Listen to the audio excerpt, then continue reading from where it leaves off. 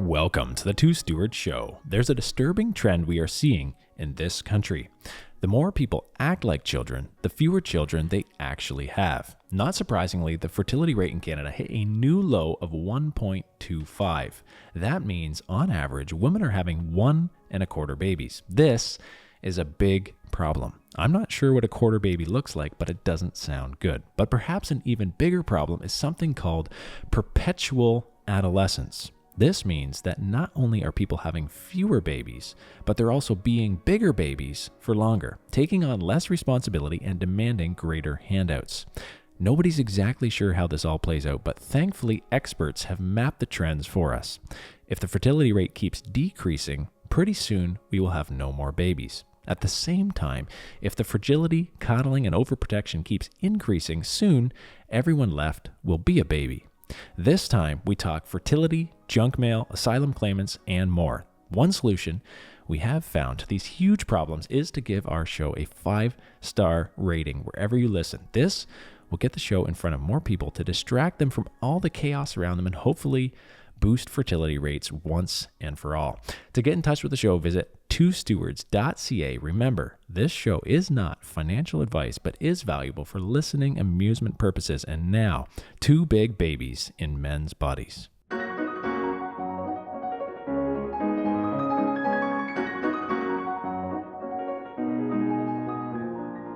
Good to see you again, Brent. Yeah, Mark, I missed you last time. With every bullet. Yes, we're back together, and there's a few things to chat about. Welcome to the Biggest Loser edition. Yeah, who is the biggest loser? There's a Netflix special on that right now, I think.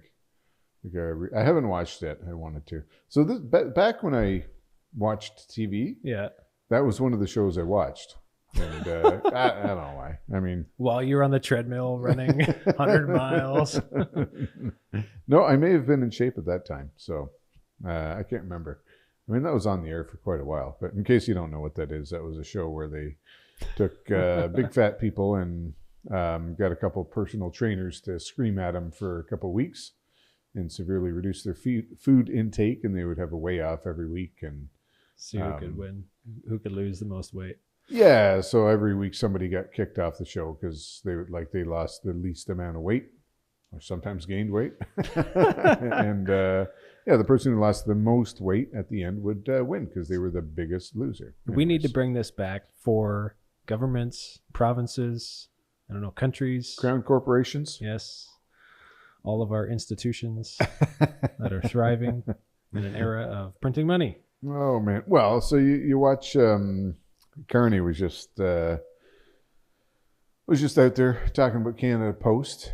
And it's kind of, I don't know, it's interesting to see Carney talking about. I must have missed it because I didn't check my mail for a few weeks.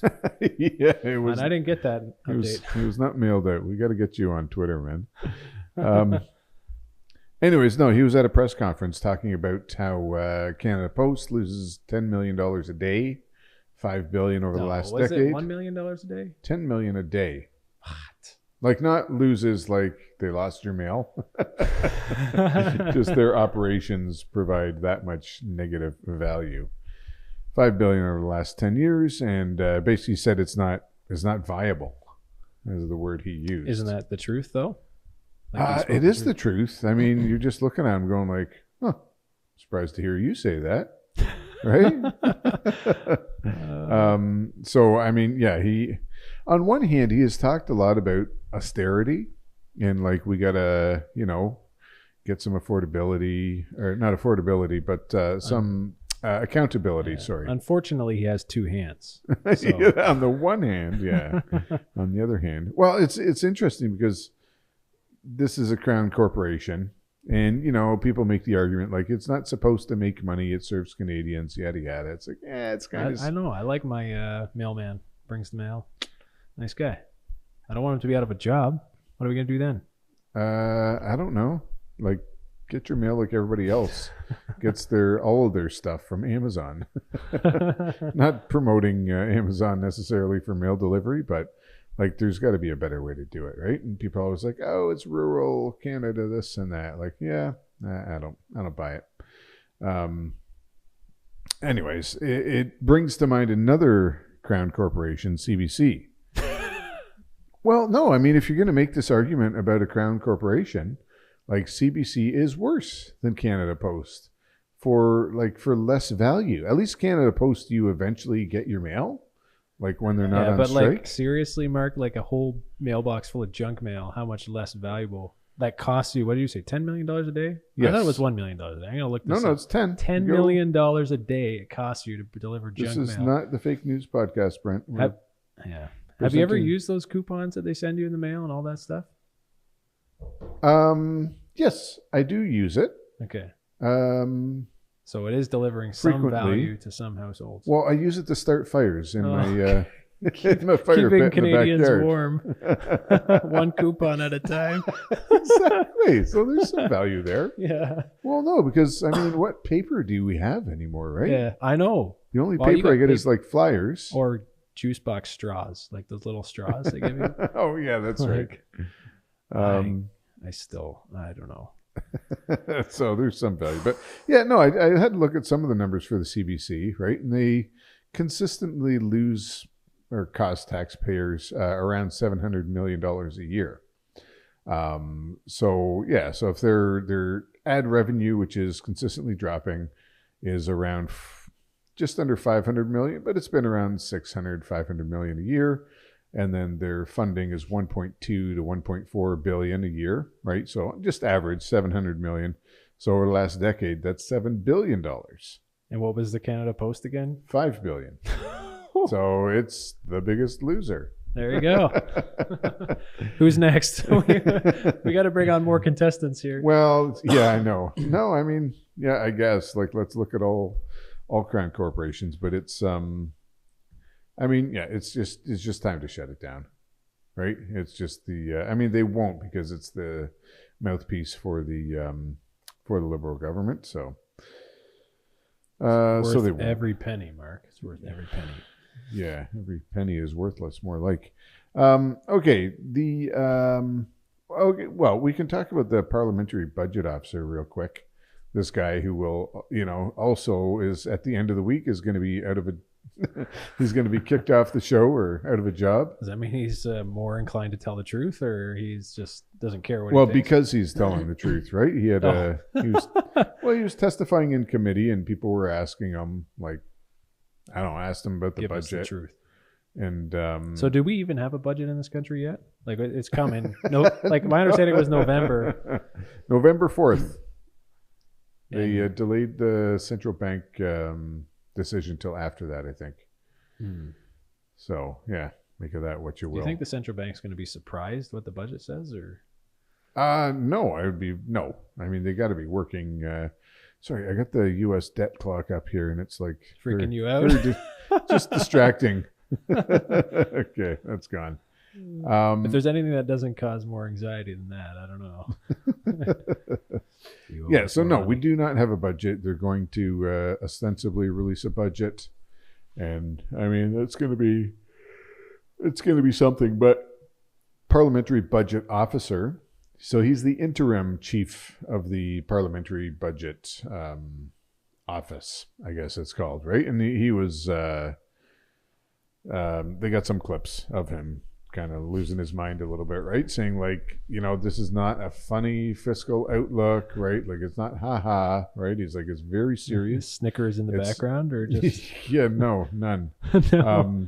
It's unsustainable was the word he used, right? And it's like very serious. And like he said, it's not something we can just ignore for, say like, we'll deal with it in a couple of years. Like we need to do something now. And if we don't, there's going to be dire consequences that we can't escape.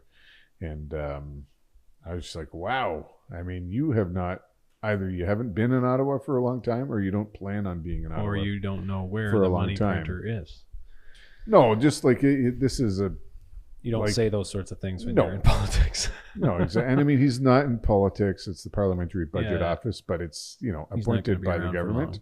So thank you for your honesty, sir. And good luck in your next job because it won't be at the PBO. But just a little bit refreshing to hear some truth out of Ottawa, I guess, right?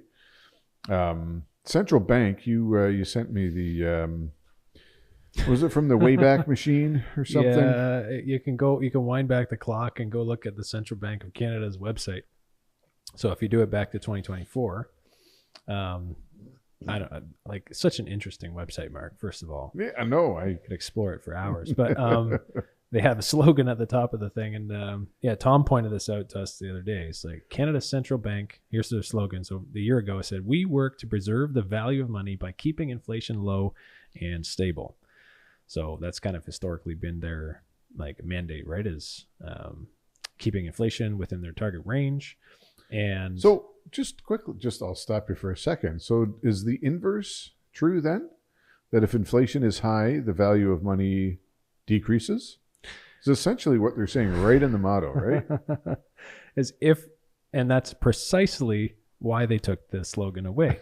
Because they realized. Okay, because they got an email on their thing from Mark that said, "Hey, by the way, is the opposite true?" Yeah. If you say it in French, does it go backwards? No. So in 2025, they changed the slogan. So now no longer do they work to preserve the value of money by keeping inflation low and stable. They are more than a bank. We are the Central Bank of Canada. So a bold statement.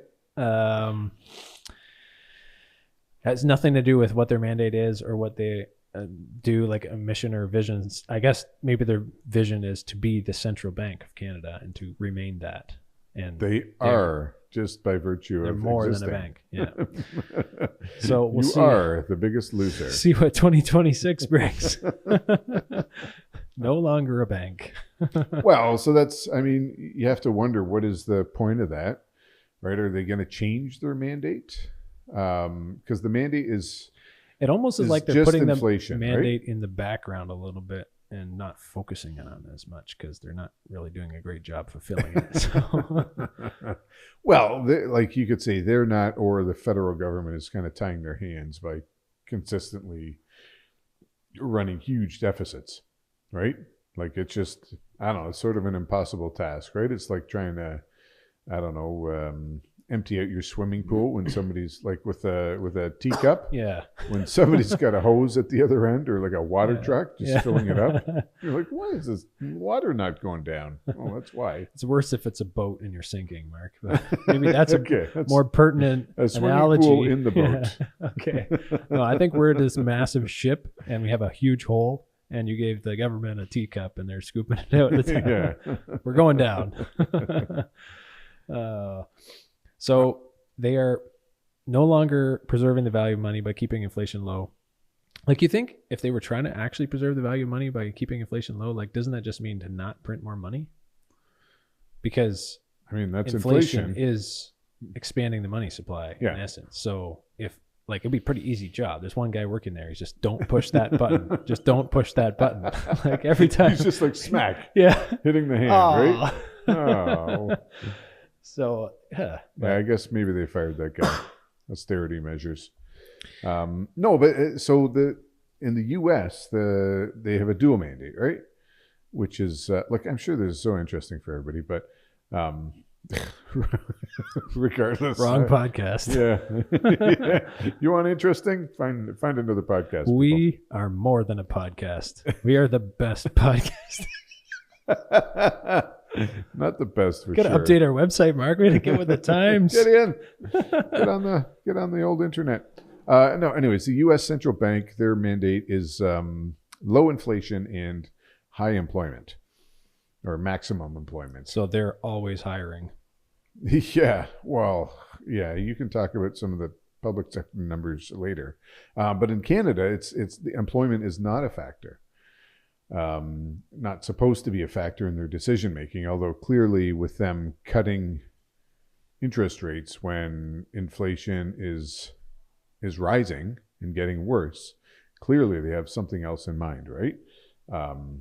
Not just inflation, right? Employment is also getting worse, and affordability, like everything's getting worse, right? We're in recession, stagflation, whatever you want to call it, and they cut rates. So that's So, not the right decision, really. Yeah. If you want a business to get into, you got to get into like updating slogans for large organizations. For the government, yeah. You who get some are not government fulfilling on their consulting work. promises. Yeah. Are you a government struggling to fulfill your promises?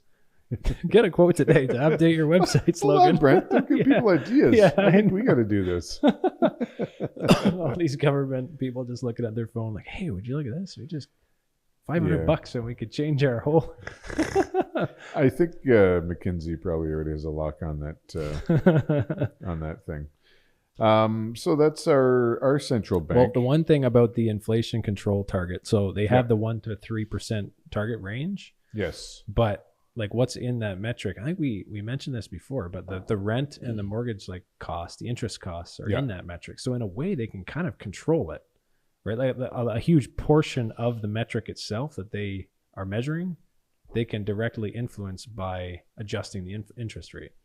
So it's kind of like a weird setup. But that's only for variable rate mortgages, right?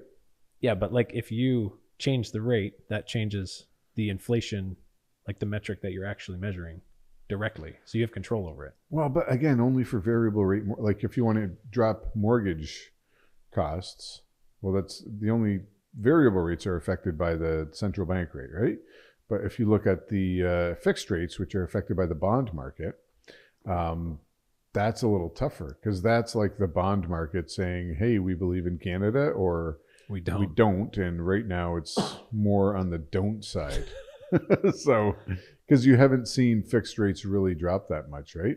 Because again, bond market, like 5-10 year yields, which is the most impactful on fixed rates, is not dropping. So it's not like there's a lot of confidence, right? Usually if there's more confidence in the government, the rates would drop because people are more likely to give money to buy government bonds because they're like, yeah, this is a safer investment. The worse they feel about it, the rates have to rise. You have to entice them with a higher interest rate to finance that debt. So yeah, we're not really seeing that. But yeah, on the variable side, certainly it's dropping. But what was the other? We were just talking before the show.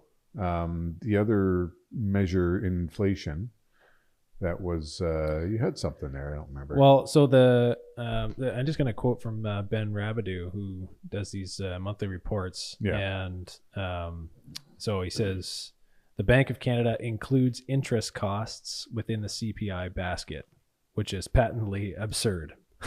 So, he says few central banks globally do this for the obvious reason that it creates a scenario where rising interest rate also raises inflation as they measure it, right? Meaning they end up chasing their own tail. Yes. But Canada does that. So, or like, so he said currently mortgage interest costs are adding 0.3 percentage points to headline inflation, which is crazy since discounted mortgage rates are roughly 50 basis points or 0.5% lower than they were last time at this year. So that means between rents and interest costs, there's 0.7 percentage points of downward pressure on inflation this year, and the Bank of Canada knows it. So the Bank of Canada has kind of a direct influence over part of the CPI metric. Yes. Yeah. It just seems weird, right? Like, yeah. I don't know. Yeah. So when rates go up, that's bad because then inflation goes up even more. Yeah.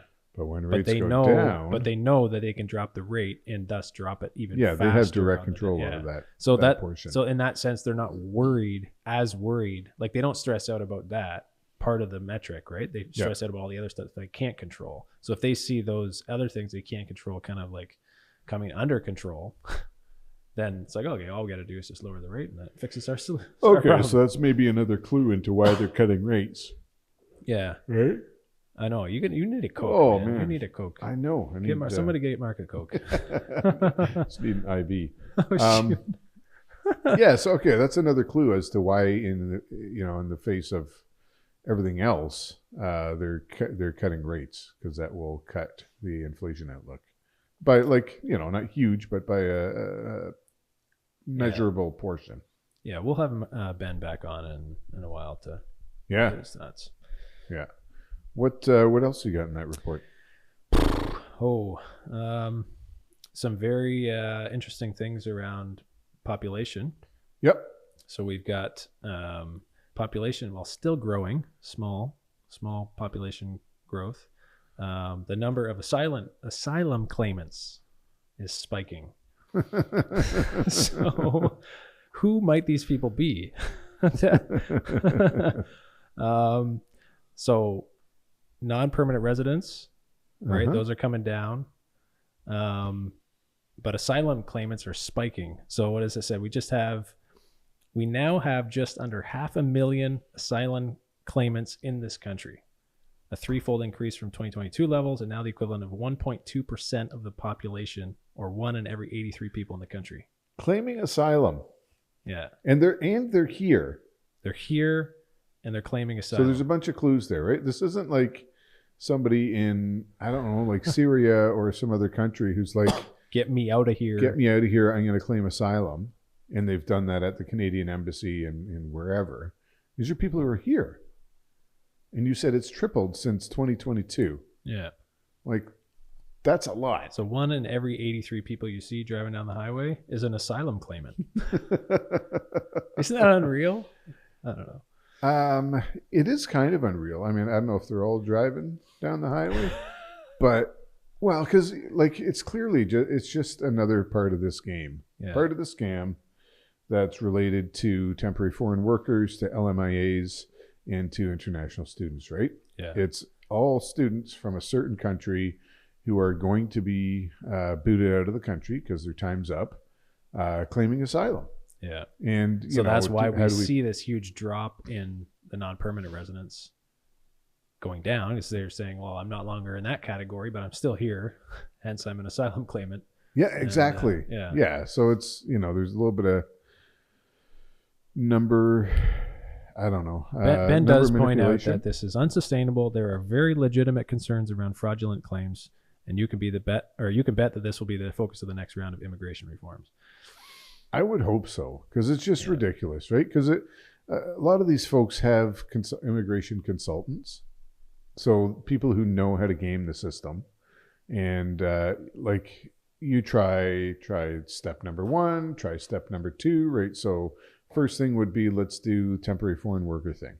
Yeah. Okay, see, play that out as long as you can. And then the next one would be like a labor market assessment, right? See if you can get a job for $36 at Subway. Well, you're paying $22 back to the employer, right? And then if your time runs out on that, or you lose that job or whatever, like, okay, well, the next thing you can do is claim asylum. So, and I hope there is reform in this area, and I hope that people, like whoever's looking at this, is like, no, you get out.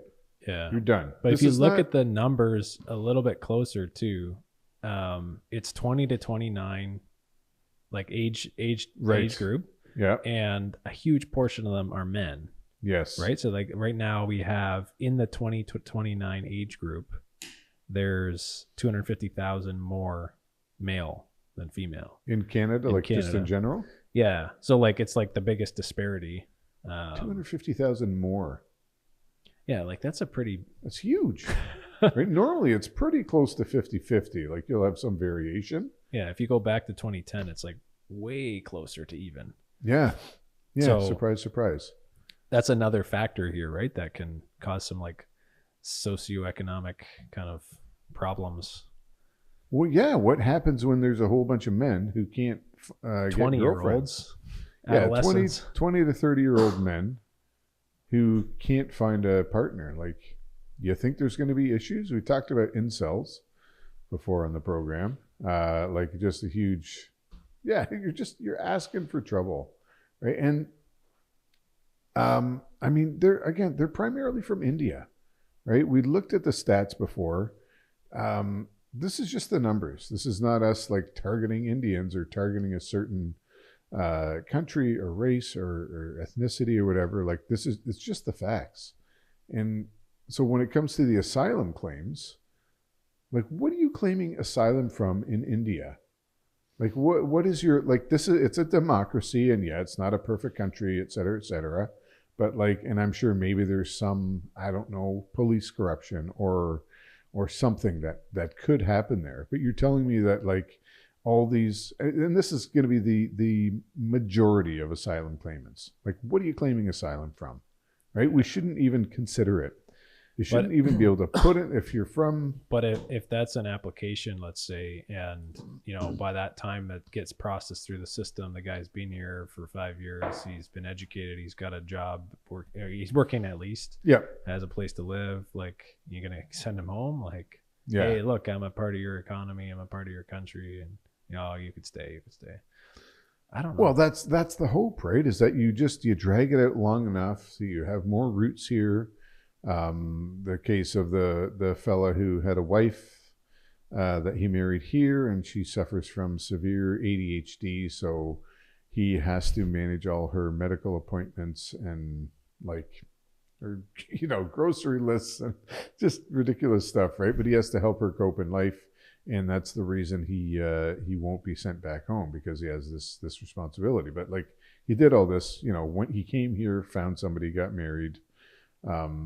Was the marriage a scam? I don't know. Maybe it was legit, but right. The point is, you just drag it out as long as you can to establish roots, and then find a good reason, or good enough reasons, that they won't send you home. But it's like, we're just asking for trouble, right? The numbers you give, that disparity between men and women, you're asking for social unrest. Yeah. And I mean, all the things we've talked about, right?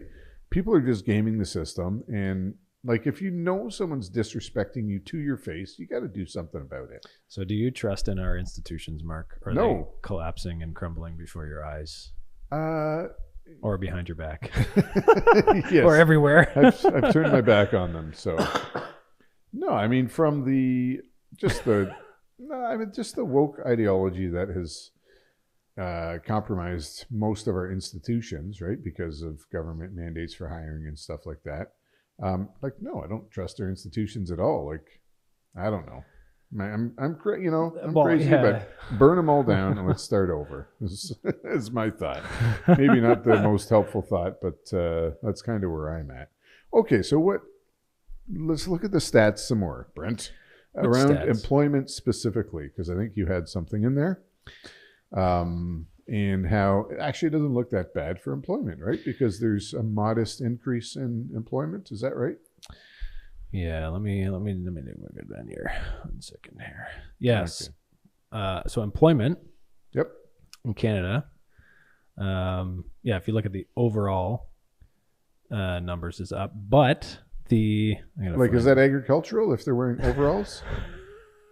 I guess it could be mechanics too.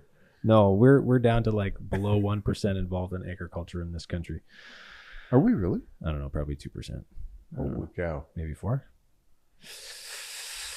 Anyways. No, but it's also here. I have the little thing here. So this is the headline number showed a 21,600 monthly increase in total employment, the best showing of the year. Best. Woohoo! Wasn't it the best? Loser.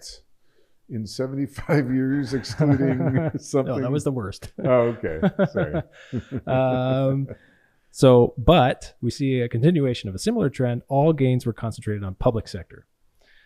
Oh, okay. So back out those sectors, like the public sector. So this is like education, healthcare, public administration. The payrolls were down $3,000 month over month and have now fallen in 6 of the past 7 months. So the private sector is still suffering overall, and the gains that we're seeing are all public sector. So I don't know if that's a surprise to us or our listeners. Well, if you just sort of blindly took the government line, like employment's up, like yay Canada, which a lot of people do, right? Yeah, we're hiring everybody.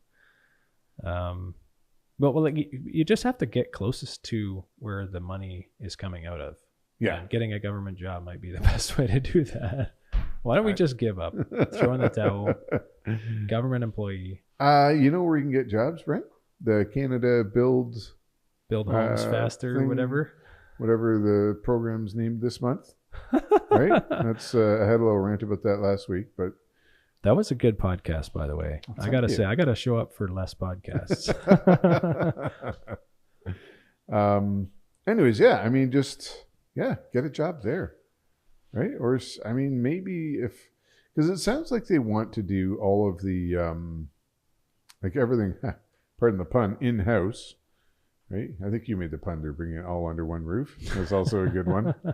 No, but they want to actually have like a government, is an agency that actually builds homes. So it's like, not like, Mattamy is going to be the Canada Home Building program, whatever they call it.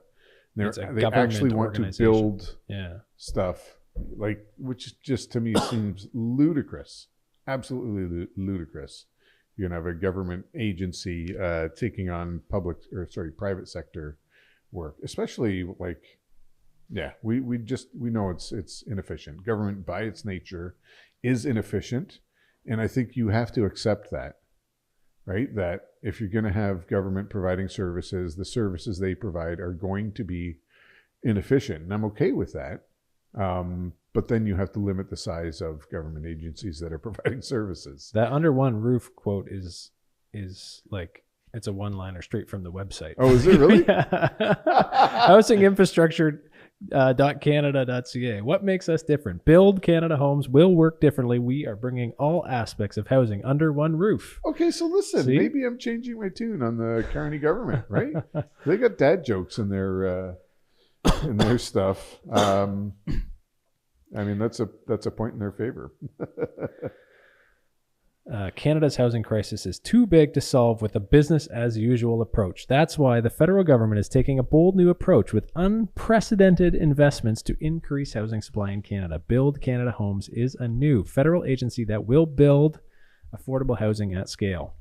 So get into the affordable housing industry where you can leverage public lands, flexible financing options, and subsidize your job. I don't know. Is that... I mean, you read that very well, Brent. The last sold. Part I made up, but the first part okay. was, no, but I think like you're 100% right that if you're a home builder or whatever, flip over to affordable housing. Yeah, right? Government backed, subsidized somehow. Like you got to comply with whatever metrics they set out, or like your project has to meet this and this and this and this. Yeah. But like you're going to get the funding to do it. You're not going to be subject to the regular forces of the market where, there's not enough buyers for single family homes because no one can afford it because no one has the income. Yeah. The rates are too high. So therefore I can't produce this product in this marketplace. I'm going out of business, or I got to pivot to something else that the customers do want. Well, you just want the service model, right? Not the ownership model. So like one thing they've talked about a lot is taking crown buildings and then redeveloping, right? So one example was like all the post offices they have. Which is convenient locations. Yeah. No, but that was one of the ideas previous to this agency, that they're like, we have all this crown land, and like post offices are one example where it's just like a one-story building on a big parcel of land. And if you're losing like $10 million a day, well, that wasn't even $10 million a day on every postal station, and you got like 365 million homes. Yeah. But that was the idea, right? Like just build up. Which, when you look at it, you're like, you got to tear it down because it wasn't built to support a 30-story. Yeah. But anyways, point is, like redevelop them. So from a business perspective, like, the government's not going to be able to do this all themselves. So like, build a company that will provide, like, that can build affordable housing and, say whatever taglines they have. I think you were talking about this earlier. Well, like, maybe, what does right? affordable housing actually look like? It's not doesn't matter. Affordable. Just build housing. Yeah. And like get to know people. The only reason it's affordable is because the government covers some part of it, or backs you, or provides you with advantageous financing. Yeah, which is why you don't want a piece of it. You don't want to own it. Right. Right. You just want to be the guy who says, yes, I can take this post office and redevelop it into a 20-story building. Yeah, I will charge a fee to do that. Yeah. And you're going to give us like better financing and all that stuff. At the end, we just like turn it over to the government. How much will your fee be? I don't know. I got to do a study for a couple of years to figure it out. Well, I mean, just cynically speaking, it's government. So we are the worst. No. Lambasting the government all the time, eh? Because it's inefficient. No, just look at transit projects. Yeah. Right? Which ones? There's none started. No, no, but there are some, right? You look at in Toronto, you have Metrolinx, a quasi Crown Corporation, right?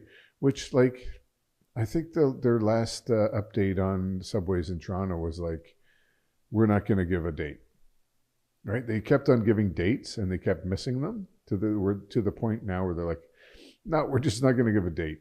And like, eventually we will, but right now, no. So like the budget is completely out of, and I've seen this from working on some of these projects, like government transit projects, providing different services, right? Where there's a date, but it's like whatever. There's no consequence if it's passed or if it's not. Yeah, there's no consequences. The numbers always go up. There's always more money for, oh yeah, we should add this or add that.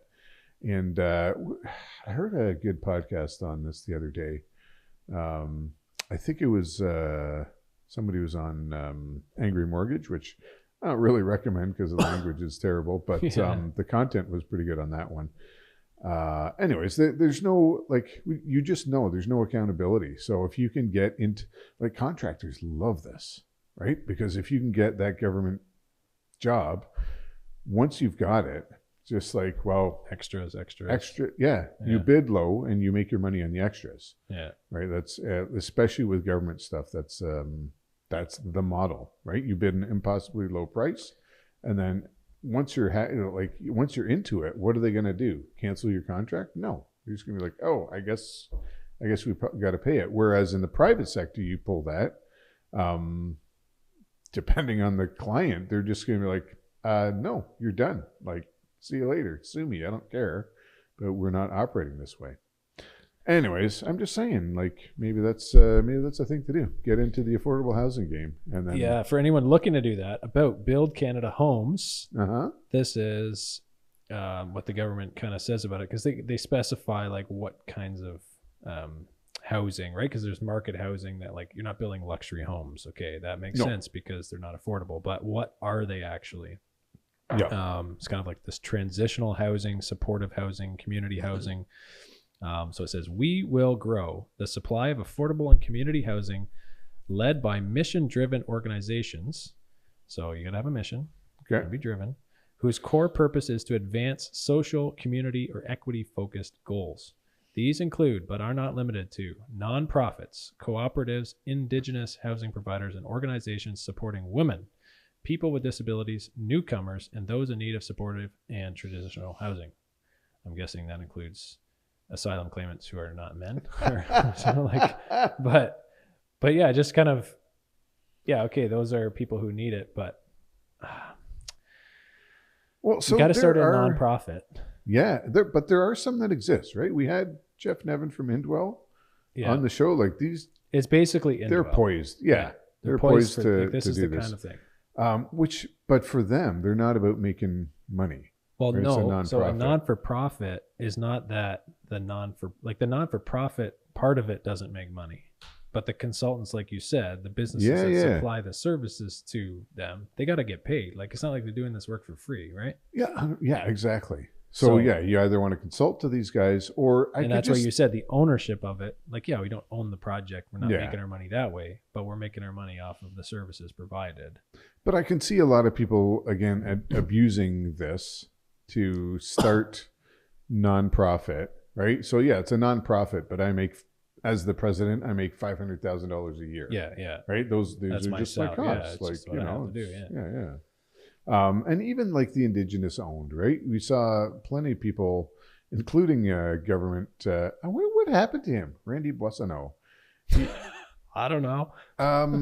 There was I don't know if you remember this, the two Randys. He owned a company. He tried to copy our thing, the two basically defrauded the government. Oh. I mean, I can't say that, but the allegations were essentially that he had defrauded the government by providing services during COVID, right? Medical stuff, masks and this and that. And they didn't deliver on a bunch of stuff, apparently, allegedly. I have to say that. And then when he was questioned about it, he was like, oh, that was the other Randy. Right? Oh. There was no other Randy, just so everybody knows, right? And then eventually he was like, oh, I'm not involved with that company anymore. I don't know what's going on. But it turns out they had registered it and said that it was indigenous owned and all this stuff because he identified as like indigenous somehow, right? To get out of it. But like anecdotally, I've heard more of these stories where people are like, oh yeah, let's identify as, if you can be an indigenous person and start a company, you get like lots of benefits from the government. So this is just another path to that, I think. Anyways, in my they are cynical mind. explicitly laying forth their mandate on this website, which, unlike the Bank of Canada, maybe they'll retract it in a year after it doesn't go so well. We are Ontario or Canada, and we will build homes. No, we're not going to do that. So this is their mandate. Grow the proportion of housing that is non-market, mission-driven, and that produces housing that is affordable for low and middle income households. So like, how does government, like, let's just map this out realistically. How does government intervention or funding create low income, like affordable housing? Like, how do you build an affordable house? Well, if the government owns it, it doesn't have to make money. So they can build it and then just set the rent at whatever, right? It's like, because they if it doesn't make money, it loses money on public dime. Yeah, but that's fine. But it's unsustainable at a certain point. Like, you're going to be able. Yeah, but so's Canada Post, so's the CBC. Okay. Like, so we invented a new biggest loser that we don't even know yet. Like, we got to dig into these numbers. It's like Canada Post, CBC, Build Canada Homes. We're coming for you. Yeah. Well, but that's the thing, right? Yeah. If they own the asset, then they can just be like, here's what market rent is, or here's what we say market rent is, and it's lower than actual market rent. And that's how you create so the former head of, I think, Toronto Public Housing, I don't know what it's called, but Toronto has a huge public housing corporation as well, or agency, I should say, right? And it's, I don't know, some of it's pretty grim. Like, the problem you run into this is that it's not a corporation where anybody is motivated by greed. I mean, essentially that's how capitalism works, right? Is, you could say greed, or you could say just to make money. So that's their definition of non-market, right? Like, market housing is stuff where somebody can come into the market and he's got to cover his costs. Yeah, but non-market housing is something that. Yeah, but if you look at the state of public housing in Toronto, it's falling apart, and there's many places where what they need is more money. People can't live. Well, it's always they need more money, right? Because nobody's accountable to the bottom line. So why, when you take the former head of public housing in Toronto and put them in this program, like, why would anything be any different? But that's, anyways, just responding to you, like, that's how that works, is they don't have to make money, right? So yeah, it's another candidate for biggest loser.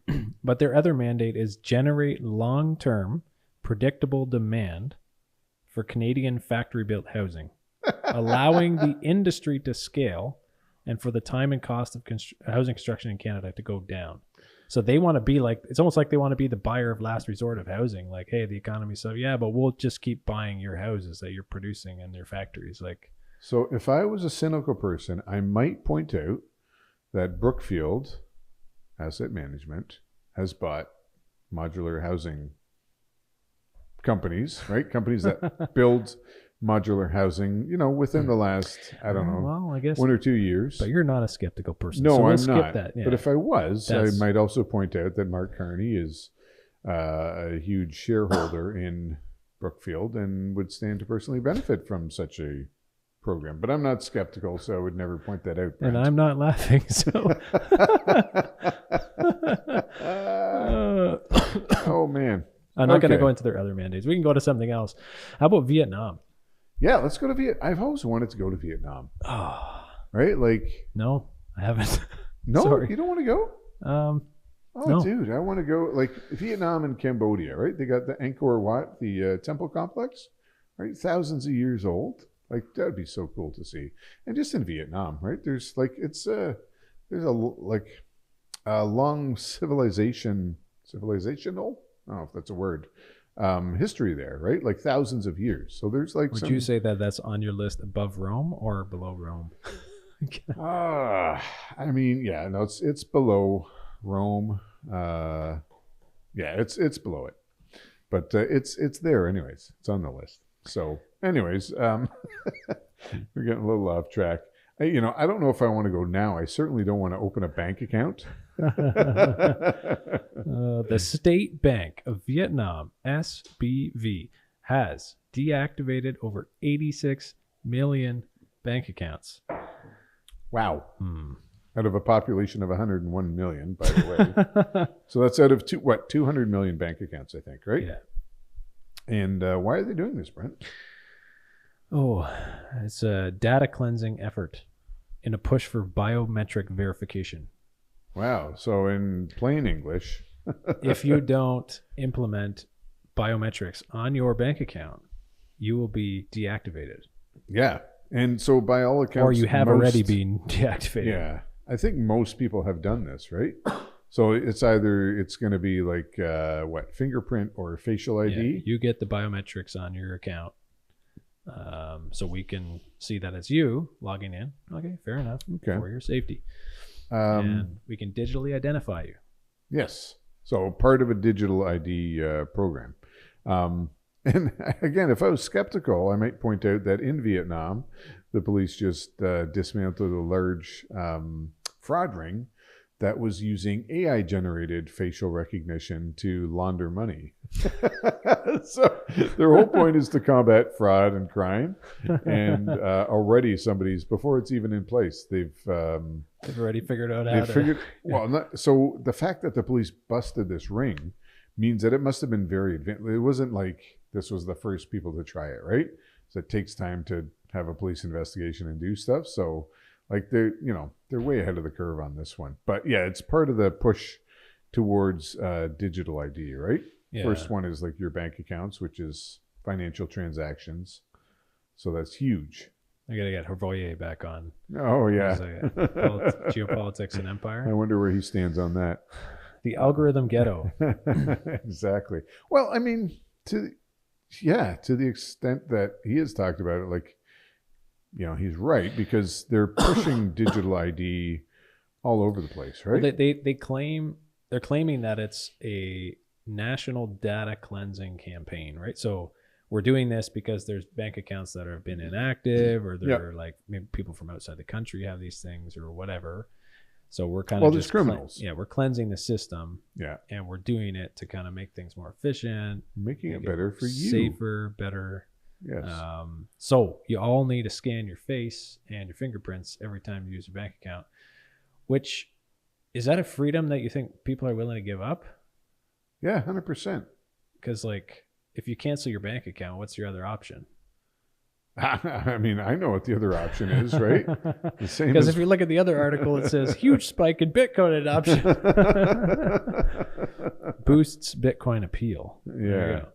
I mean, even with that, right? A lot of exchanges are now required to do facial recognition and all that stuff as well. So when you buy your Bitcoin, it's hard to be anonymous, right? Unless you are holding on to some stuff from the last 10 years. But is this just the new world we're going to live in? And it's just like you said, you got your fingerprint scanner on your phone, doesn't really work or whatever. But like, do you use biometrics? I mean, I don't really use it. I'm kind of old school. Yeah, for some programs, right? And it's all in the name of security. So like sure. Thanks for pointing out my... I think for convenience, we all use it, right? We give up Brent. our freedoms pretty willingly over, do I have to type in my absurd banking password every time? Or do I just... because more and more stuff, it's like, okay, you have to use an authenticator. So now like you want to log into this program, or I had some issues with email the other day. So I'm like trying to like refresh my Outlook and stuff. It's like, okay, well, you need to, here's your options, right? Use an authenticator, or maybe do facial ID or whatever. It's like, I'll just do the face scan, because like, bang, it's done. Yeah. Right? Because I couldn't possibly spend another 24 passwords. seconds to do another type of authentication. Oh, that's the worst. And I mean, this phone is made in China, and I'm sure there's software, backdoor software, where it's like just streaming right to China, all my info. Your face is on billboards all across. If you see this guy, Yeah. report him immediately. Yeah. Anyway, well, I mean, there's so okay. You talk about digital ID, right? China is like, They've been doing this. yeah, they're the kings of this, and they don't need to put out billboards saying, "Have you seen this guy?" Because there's so many cameras in the major urban centers where they're like, they'll know where you are, right? So they have the social credit score, and like, yeah, if you're in the system, like you're there, and they can find you wherever you are. Restrict you. If you've been if you got a bad social credit score, then they're going to be like, okay, you can't take the train to this city. You can only travel within your city. So restrict your movement, restrict your bank account, all that stuff.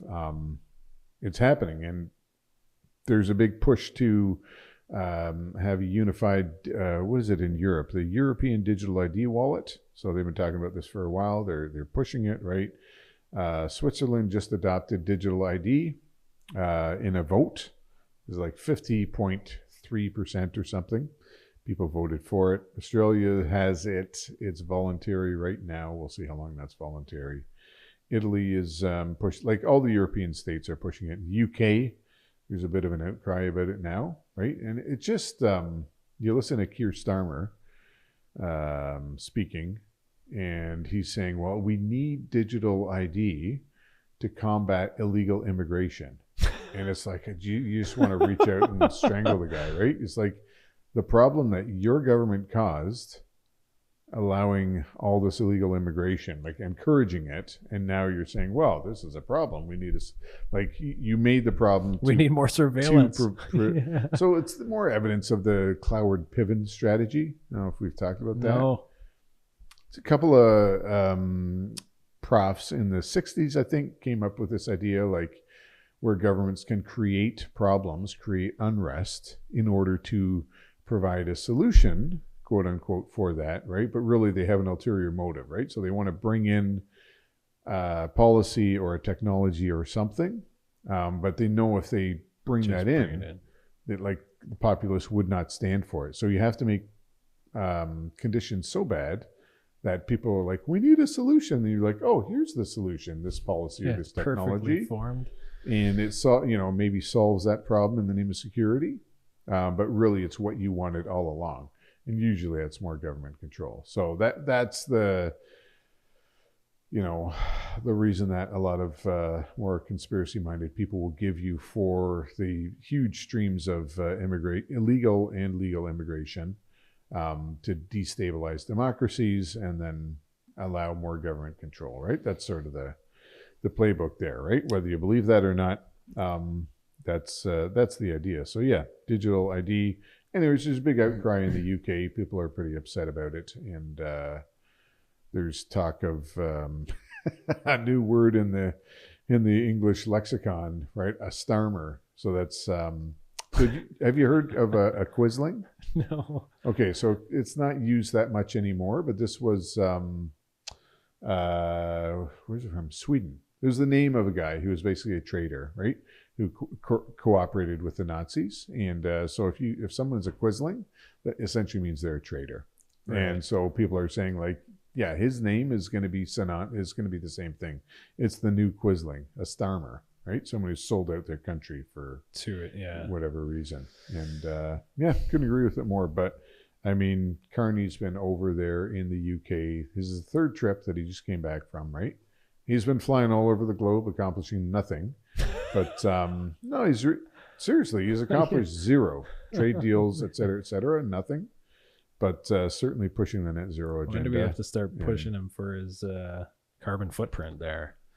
Well, that's the thing, right? Constantly on a private plane all over the world. Like, yeah, just ridiculous, right? Don't look at what they say, look at what they do. Well, so the fourth turning that we've talked about says, like, usually it's the young people that come in, the next generation that questions the institutions and is ready to throw them out. But it sounds like you're ready to throw out the old institution, and you're an old guy. I don't know. What do you mean? I'm a young person, aren't I?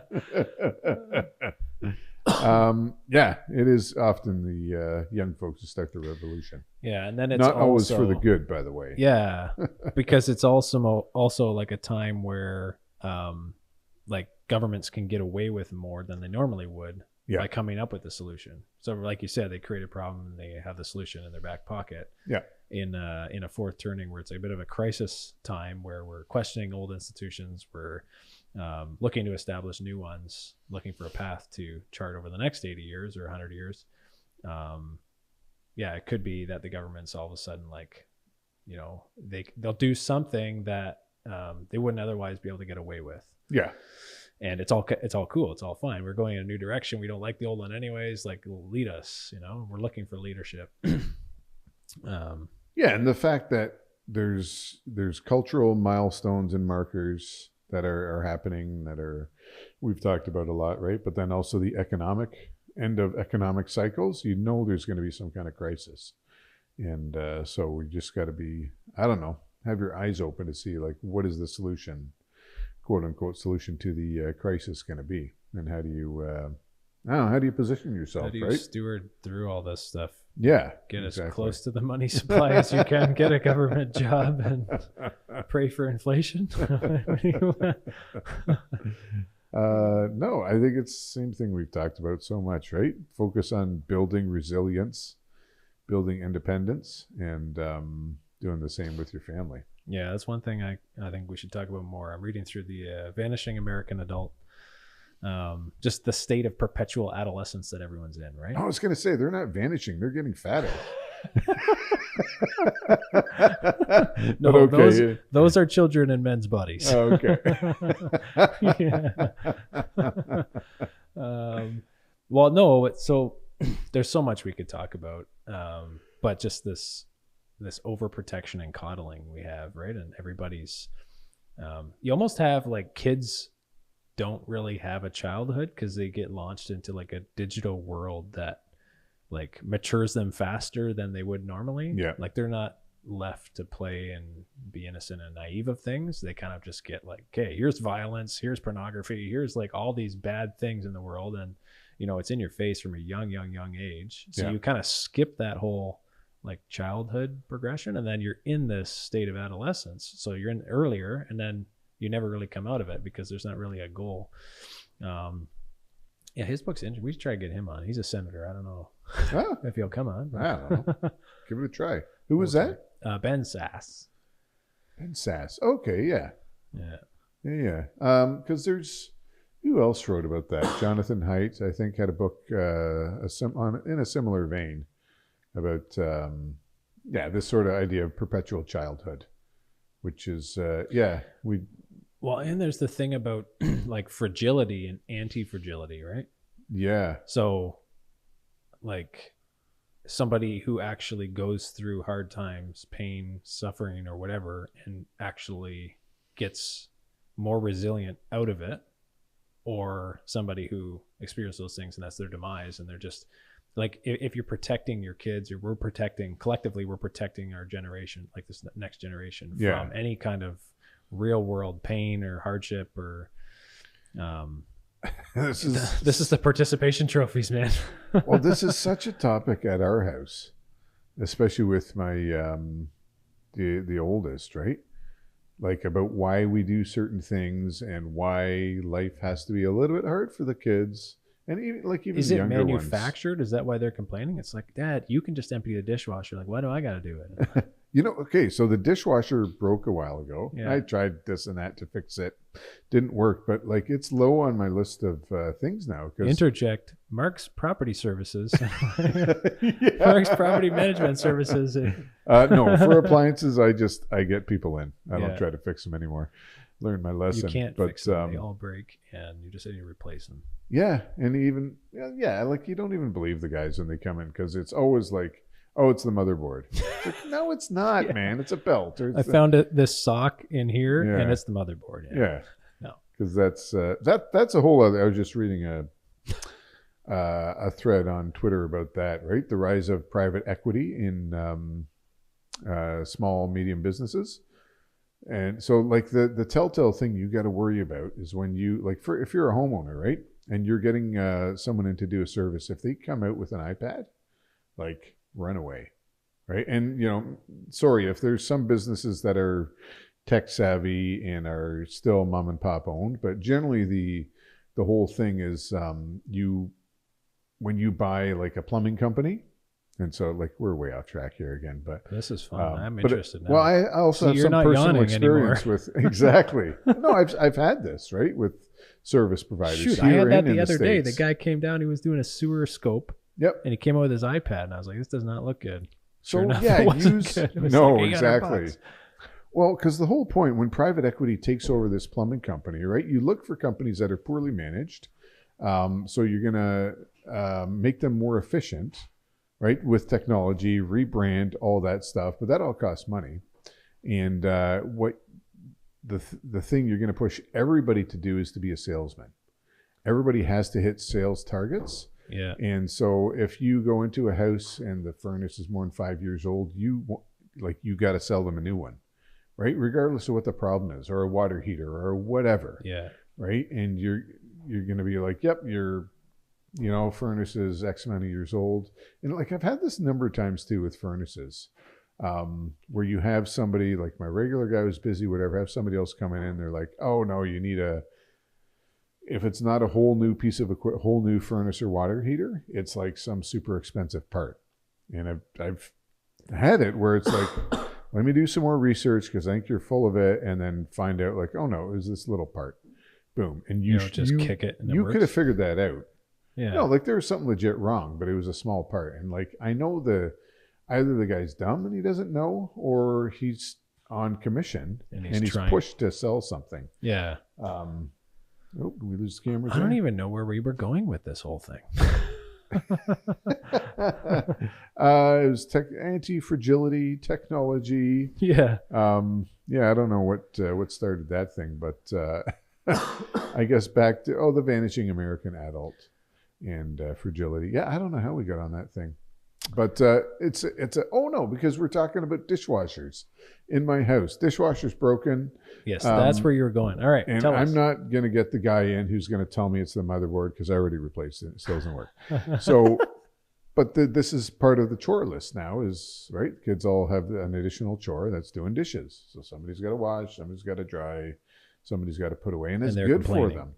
Well, it's not that bad, but they have complained a bit. Like, why can't we just this or that? It's like, no, you guys have to learn. There's chores, and you're responsible for this house.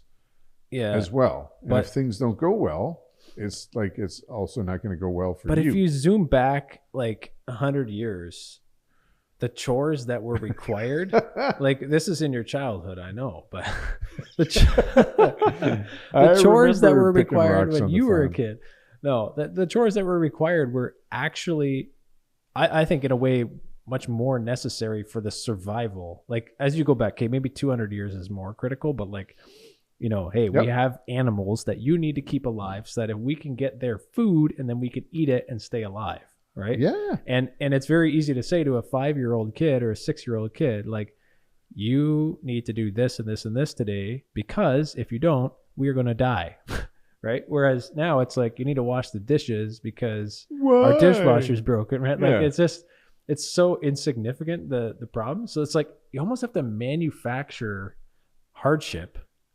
And this is where you get into like, okay, is that a false reality? Like, are you trying to build extra resilience so that when they get into the real world and realize, you just buy a dishwasher and wash your dishes. Yeah. It's like not so bad, right? Yeah, exactly. Well, but we had this exact conversation. We're like, okay, kids, let's travel back 150 years ago when 95% of everybody was a farmer.